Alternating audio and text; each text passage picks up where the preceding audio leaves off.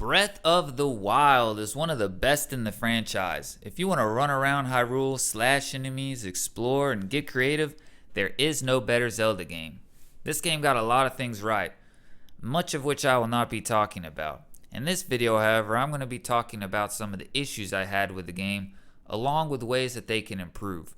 Now, I'm going to try to give you guys more insightful points other than the obvious rain sucks, weapons break too easily, the stuff that you've heard over and over. And hopefully by the end of this video, you'll have heard a new perspective that you haven't heard before. At least that's what I hope. So without any further ado, let's get into it.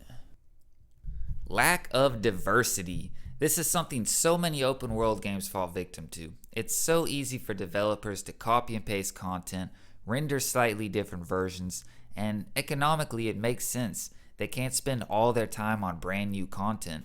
I mean, this is a business first, but it should be executed a bit more discreetly. What if you just rendered them a different color?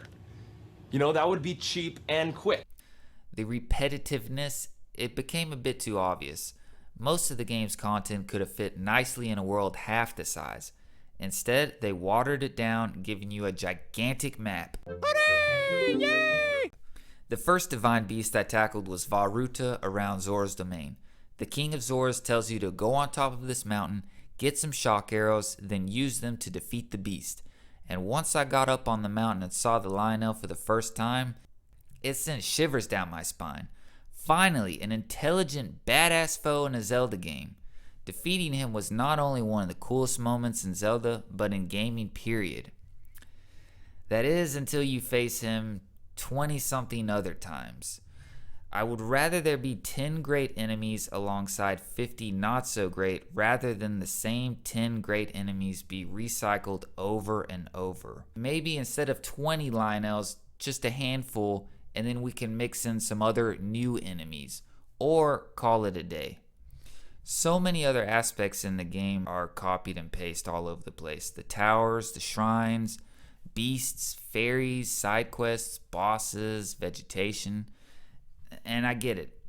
They can't make every tree and bush unique, but with a map this big, there should have been more diversity. There's over 900 Korok seeds, but only 16 different ways to get them.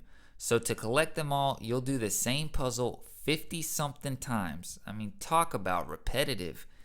Nintendo intentionally discourages you from finding them all by making the reward a big pile of shit. Perfect. Shit for shit. And rightfully so. Imagine if the reward was something players actually wanted. Then Nintendo would never hear the end of it. Divine Beasts. Pretty much no one was a fan of these, at least not after doing it 4 times. It's a cool concept being able to control the dungeon, but is it so cool we need to do it 4 times? It leaves you wondering what other kind of dungeons or experiences the game could have given you. Repeating concepts over and over does not yield an authentic experience. That's something I really enjoyed about Wind Waker. After the first 2 dungeons, they ditched the formulas and designed the quests according to the story. With my first playthrough, I truly didn't know what to expect. With Breath of the Wild, the moment you leave the plateau, there's no more mystery as to what's going to happen. You'll go to the 4 divine beasts marked on the map, and then fight Ganon, marked on the map, the end. To fully be immersed in a world, they need to ditch formulas and let the story dictate the quests, and make one-of-a-kind experiences as much as possible. Climbing. In previous titles, Link was only able to climb ladders and certain textures, and if the hill became too steep, then that was the end of the road. He wasn't going to get on all 4s and scramble. He's just strictly bipedal. While at times annoying and unrealistic, these boundaries allowed the developers to create a more mysterious and interesting world for Link to journey through. Running through the gorges, fantasizing about what's around the corner.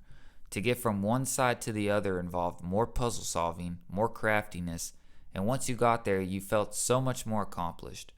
The only way they recreated this in Breath of the Wild was with the never-ending rain near Zora's domain. The only other place you couldn't climb was in shrines or divine beasts. And we all know that because if you could climb in there, the puzzle solving aspect would essentially be broken. A cop-out to a plot hole, which reminded you you're playing a video game. Other than those 2 scenarios, if you want to go somewhere, you just climb your way there. I understand why Nintendo made it this way. It does complement the open world, do whatever you want, whenever you want style very well. The enhanced climbing has its flaws, but it is a step in the right direction. In future titles, I would prefer Link's climbing abilities be somewhere in between the two. He can climb more than just ladders and certain walls, but he can't climb endlessly up 1,000-foot flat slate of mountain. Lack of soundtrack. Now, it makes perfect sense the direction they took with the soundtrack. Most of your playthrough will be running around in the open world, and they didn't want the player getting annoyed with a repetitive tune while doing so. I agree with their decision to evolve the open world theme and make it a bit more sophisticated. The problem is it's just a bit too simple and no way whatsoever memorable. The majority of the sound you hear is a random piano jingle, followed by a brief silence, and then another random piano jingle. What I would have liked to have heard is something a bit more melodic like in past Zelda games, but evolve in a sense that it's not as aggressive and repetitive. Instead of a super upbeat 5-minute song on loop, make it much longer and a bit easier on the ears. Also have different variations or different tunes altogether for different areas of the open world. Now, as far as village themes go, the theme to Hateno Village was a good solid tune, but all the others fell flat. They were either remixes or basic Mario level songs. The music plays such an important role in creating the overall atmosphere, something that past Zelda games have always done so well. To not hear enchanting music in a fantasy-based game is a mistake. Inclusion of technology. The inclusion of technology is something Zelda should stay away from. The addition of the camera in past Zelda games almost rubbed me the wrong way, but at the end of the day, the cameras have always been analog. But the franchise has continued to dive deeper and deeper into digital aspects. Now we got motorcycles, drones, tablets. Anything of this nature used to be described as some sort of godly magic. But now with Breath of the Wild, the game is straightforward about it being human technology.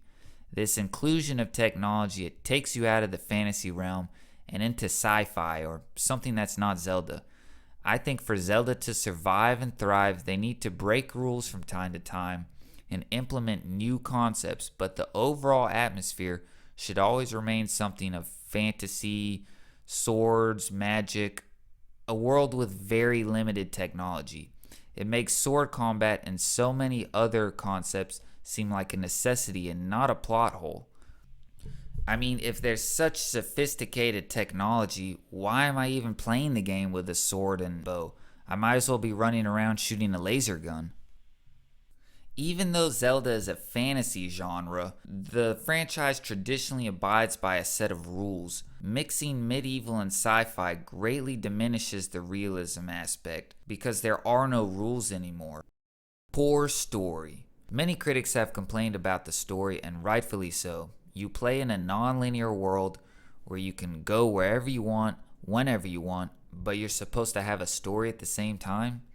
On paper, the two don't match. So the way Nintendo got around this hurdle was by having a backstory about what happens before you start playing so that anything you do won't affect the story. I think you are now ready to hear what happened 100 years ago. They accomplished in that sense, but failed in the sense that you want to be affecting the story.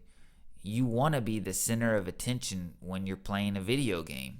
The story should run through Link. Now, there is a way that Nintendo could have their cake and eat it too, but it would require a lot of work which would go unnoticed by most players. What I'm talking about here is multiple versions to the story. So there would have to be some linear points, but there would be forks in the road where you as the player would have to make a decision, and then the story would change accordingly. And after enough decisions are made and enough changes to the story, you would begin to feel like you are in control and you are actually crafting the story. It would create a truly genuine experience and would also greatly improve the replay value. From a business perspective and the fans' perspective, it makes perfect sense that they would make a sequel to this game. Video games are perfect for sequels. So much of the nitty-gritty technical stuff is already out of the way, so now they can focus all their attention on the world building. With the foundation laid, the feedback received, the sequel is on track to being one of the greatest games of all time. And you bet your sweet ass when it comes out, I'll be covering it extensively.